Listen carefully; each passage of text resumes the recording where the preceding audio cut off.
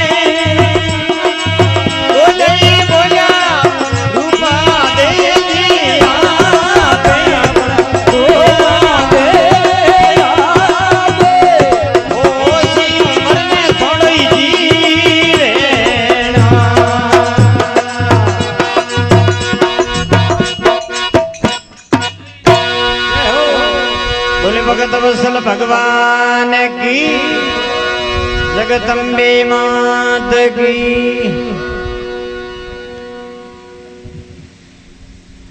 इस कार्यक्रम के आयोजन करता आशापुर बाल विद्या मंदिर बलदेव नगर बाड़मेर।